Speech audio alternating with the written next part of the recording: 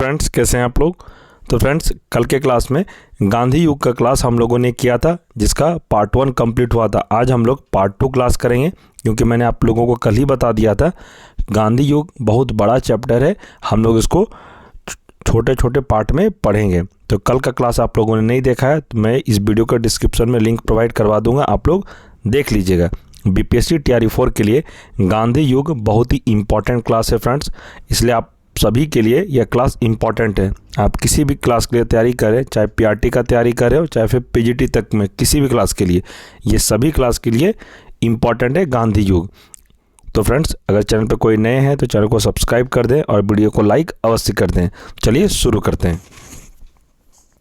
कल के क्लास में हम लोग यहाँ तक पढ़ लिए थे कि गांधी जी ने किस कानून को काला कानून कहा था, तो रॉलेट एक्ट को कहा था।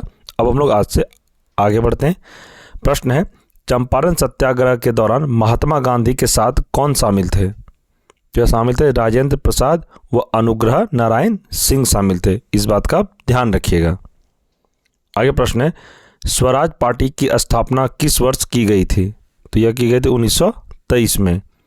नेक्स्ट है, कांग्रेस का प्रथम विभाजन 1907 के सूरत अधिवेशन में हुआ था, इसमें दूसरा विभाजन कब हुआ। तो यह हुआ था मुंबई 1918 में, इसे आप ध्यान रखिएगा। आगे प्रश्न है, किसे लोकप्रिय नाम लाल कुर्ती कमीजों के रूप में जाना जाता है। तो जाना जाता है खुदाई खिदमतगारों को, याद रखिएगा इस प्रश्न को भी।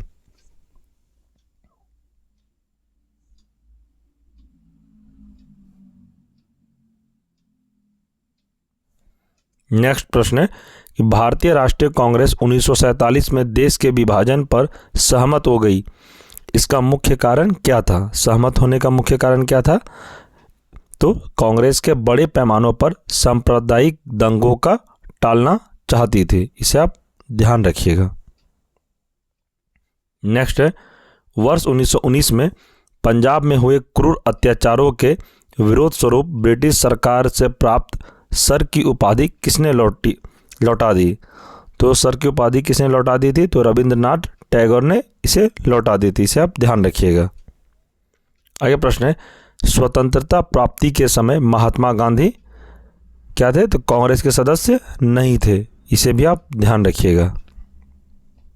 नेक्स्ट है, जलियांवाला बाग के नरसंहार के समय भारत का वायसराय कौन था। तो उस समय भारत का वायसराय था लॉर्ड चैम्सफोर्ड थे। नेक्स्ट है, जवाहरलाल नेहरू द्वारा लिखी गई पुस्तक है, तो कौन सी पुस्तक है। तो डिस्कवरी ऑफ इंडिया, इसे आप ध्यान रखिएगा। आगे प्रश्न है, नेहरू रिपोर्ट को अंतिम रूप से अगस्त 1928 में आयोजित सर्वदलीय सम्मेलन में स्वीकार किया था। इस सम्मेलन की अध्यक्षता किसने की थी।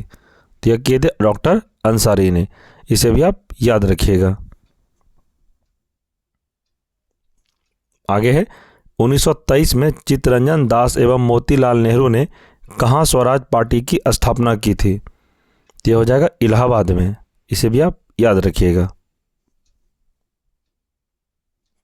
आगे है, ब्रिटिश सरकार ने पहली बार यह घोषणा की कि उनकी मंशा भारत में धीरे धीरे एक उत्तरदायी सरकार बनाने की है। द्वारा किसके द्वारा है। तो अगस्त 1917 घोषणा के द्वारा। आगे प्रश्न है, चौरी चौरा नामक प्रसिद्ध स्थल कहाँ है। तो यह है गोरखपुर में, इसे भी आप याद रखिएगा। आगे प्रश्न है, किसने कहा मध्य रात्रि के टकोर पर सब संसार सोता है, भारत अपने जीवन व स्वतंत्रता के लिए जाग उठेगा। यह कहा था जवाहरलाल नेहरू ने, इसे भी आप याद रखिएगा। आगे प्रश्न है, who lives if India dies किसकी उक्ति है। तो यह है जवाहरलाल नेहरू की।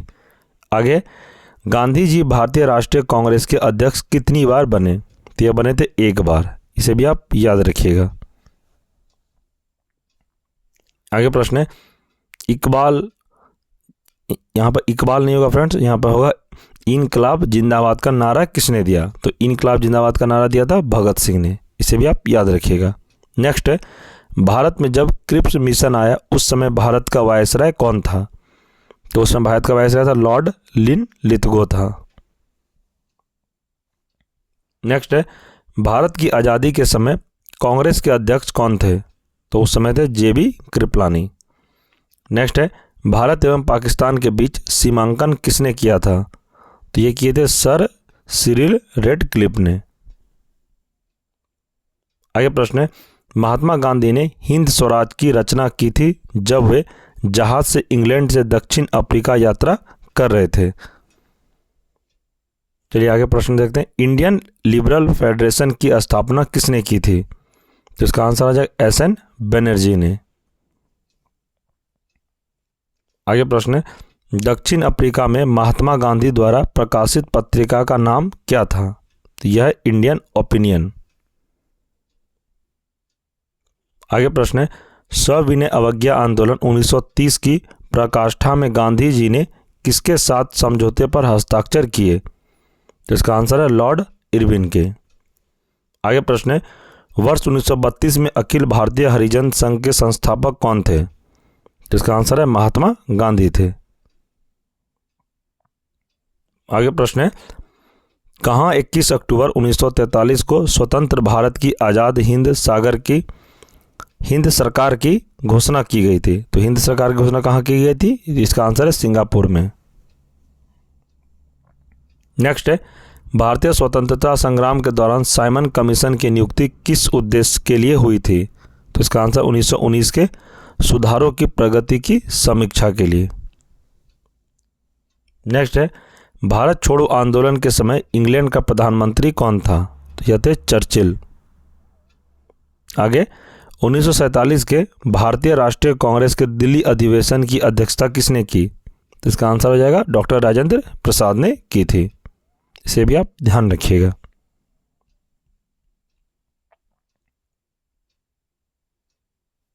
आगे प्रश्न है, दक्षिण अफ्रीका में रहने की अवधि में महात्मा गांधी ने किस पत्रिका का प्रकाशन किया? तो यह इंडियन ओपिनियन। इंपॉर्टेंट पॉइंट है कि दक्षिण अफ्रीका प्रवास के दौरान गांधी जी ने इंडियन ओपिनियन नामक अखबार निकाला। यह गुजराती, हिंदी, तमिल और अंग्रेजी में प्रकाशित होता था। इसे भी आप ध्यान रखिएगा। आगे, महात्मा गांधी समर्थक थे, तो किसके समर्थक थे? तो दार्शनिक अराजकतावाद के। आगे प्रश्न है, गांधी जी की दृष्टि में अहिंसा का अर्थ है? तो क्या अर्थ है? सत्य की प्राप्ति करना। आगे, गांधी जी ने परिवार नियोजन हेतु क्या तरीका बताया? जिसका आंसर है आत्म नियंत्रण इसका तरीका बताया था। आगे प्रश्न है, गांधी जी दक्षिण अफ्रीका में कितने वर्ष रहे? तो इसका आंसर है 21 वर्ष रहे थे। आगे प्रश्न है, दक्षिण अफ्रीका के किस रेलवे स्टेशन पर गांधी को ट्रेन से फेंका गया था? तो इसका आंसर है पीटरमारित्यबर्ग स्टेशन पर इन गांधी जी को फेंका गया था। चलिए प्रश्न की ओर देखते हैं। महात्मा गांधी ने निम्नलिखित भारतीय राष्ट्रीय कांग्रेस के अधिवेशनों में से किस एक में सर्वप्रथम भाग लिया था? तो कौन सा अधिवेशन में गांधी जी ने भाग लिया था? तो इसका आंसर हो जाएगा कलकत्ता अधिवेशन, ऑप्शन बी। 1901 में जो कलकत्ता अधिवेशन हुआ था उसमें गांधी जी ने भाग लिया था। प्रश्न आगे है कि भारत के स्वतंत्रता आंदोलन के दौरान महात्मा गांधी द्वारा स्थापित साबरमती आश्रम किस नगर में बाहर स्थित है? किस नगर के बाहर स्थित है? तो इसका आंसर है अहमदाबाद के। आगे प्रश्न है, कानूनी प्रतिबंधों के कारण विभिन्न धर्म, संप्रदाय एवं वर्गों के लोगों को एकजुट करने में कौन सहयोगी थे? तो यह थे गांधी जी। नेक्स्ट है, दक्षिण अफ्रीका में 1906 के पश्चात गांधी जी ने कौन सा आंदोलन चलाया? तो ये चलाया था सत्याग्रह आंदोलन चलाया गया था। आगे प्रश्न है, राजनीतिक क्षेत्र में गांधी जी का सर्वप्रथम महत्वपूर्ण कार्य क्या था? तो यह था गिरमिटिया प्रथा के विरुद्ध। आगे प्रश्न है, गिरमिटिया प्रथा से क्या अभिप्राय था? तो यह था मजदूरों की घृणित भर्ती। आगे प्रश्न है, रॉलेट एक्ट का विरोध करने हेतु गांधी जी ने कौन सी सभा बनाई? जो सभा बनाई थी सत्याग्रह सभा। आगे, सत्याग्रह आंदोलन के समय पंजाब में गवर्नर पद पर कौन थे? तो गवर्नर पद पर कौन थे? तो माइकल ओ डायर थे। आगे, जनरल डायर को जलियांवाला बाग हत्याकांड की सजा मात्र क्या दी गई? तो नौकरी से बर्खास्त कर दिया गया था। किसको? तो जनरल डायर को। आगे, लॉर्ड सभा ने डायर के बारे में क्या कहा? जो ब्रिटिश साम्राज्य का शेर किसको कहा था? तो डायर को कहा गया था। आगे प्रश्न है, ब्रिटिश अखबारों ने डायर को किस प्रशंसा ने नवाजा? तो यह ब्रिटिश साम्राज्य का रक्षक से इसको नवाजा था। आगे, किस आंदोलन के दौरान सरकार द्वारा असम में कनिंघम सर्कुलर लागू किया गया? तो इसका आंसर सविनय अवज्ञा। नेक्स्ट है, गांधी इरविन समझौता कब हुआ? तो यह हुआ था 5 मार्च 1931 को। आगे है, भारतीय राष्ट्रीय कांग्रेस का 1938 का अधिवेशन किस शहर में हुआ? तो यह हुआ था हरिपुरा शहर में 1938 का अधिवेशन हुआ था। आगे, 1927 की बटलर कमेटी का उद्देश्य था, तो उद्देश्य इसका क्या था? तो भारतीय सरकार तथा देशी राज्यों के बीच संबंधों का सुधारना।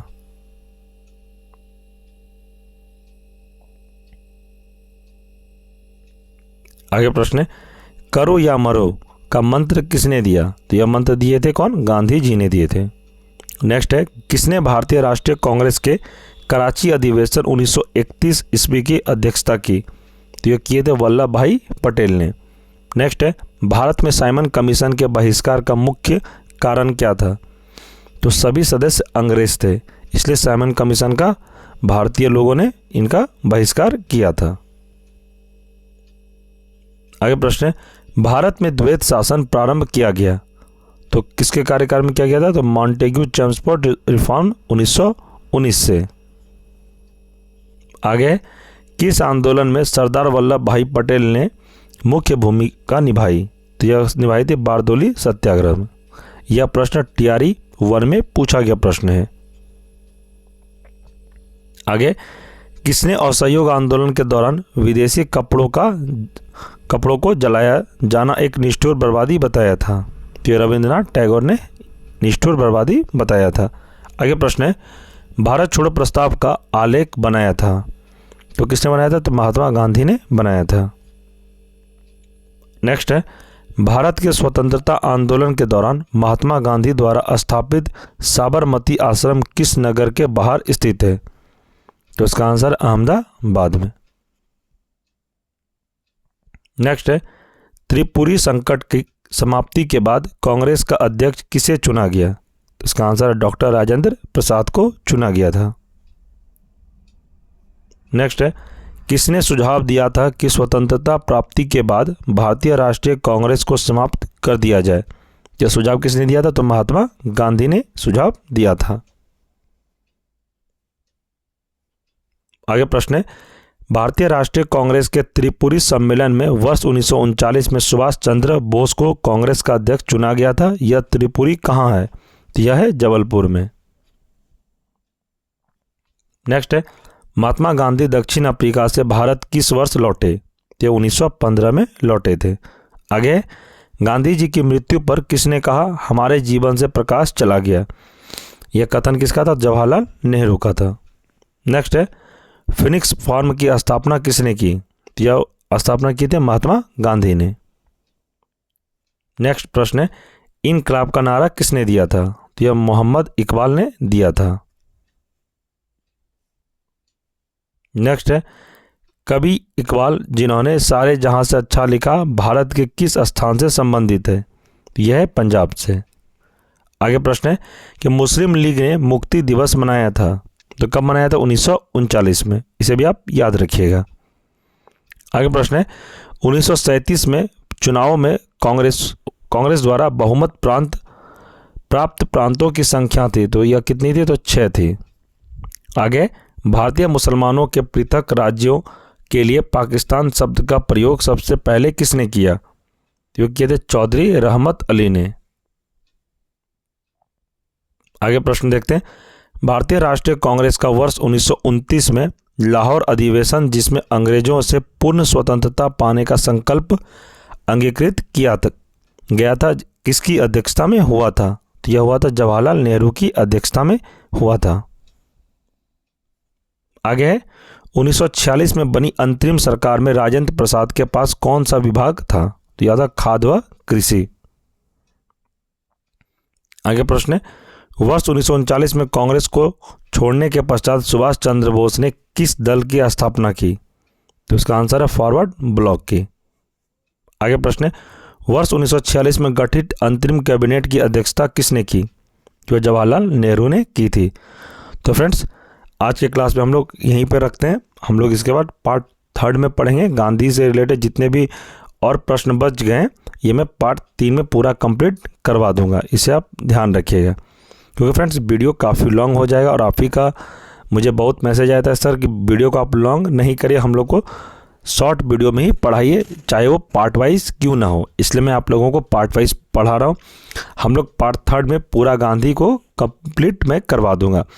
पार्ट 3 में जितने भी प्रश्न बच गए हैं सभी प्रश्न को पार्ट 3 में ही कंप्लीट करा दिया जाएगा। आप लोग बस चैनल से जुड़े रहें और जितने भी क्लास अभी तक चैनल पर हुई है आप लोग क्लास स्टार्टिंग से करिए, सभी का प्लेलिस्ट बना दिया गया है। और फ्रेंड्स बीपीएससी तैयारी 4 में आपको प्रश्न हमारे क्लास से 100% देखने को मिलेगा, क्योंकि सारा क्लास मैंने एनसीईआरटी बेस्ड ही करवाया, इस बात का आप ध्यान रखिएगा। तो फ्रेंड्स चलिए मिलते हैं हम लोग अगले वीडियो में। और आप लोग टेलीग्राम ग्रुप को जरूर ज्वाइन कर लीजिएगा। टेलीग्राम ग्रुप में आज का क्लास का पीडीएफ नोट्स और अभी तक जितने भी स्टडी मटेरियल प्रोवाइड करवाया गया सभी आपको टेलीग्राम ग्रुप में मिल जाएगा। इसलिए आप लोग टेलीग्राम ग्रुप को ज्वाइन अवश्य करें। ग्रुप का लिंक मैं इस वीडियो के डिस्क्रिप्शन में प्रोवाइड करवा दूंगा, आप लोग लिंक पर क्लिक करके ग्रुप को ज्वाइन अवश्य करें। तो चलिए फ्रेंड्स मिलते हैं नेक्स्ट क्लास में, तब तक के लिए जय हिंद जय भारत।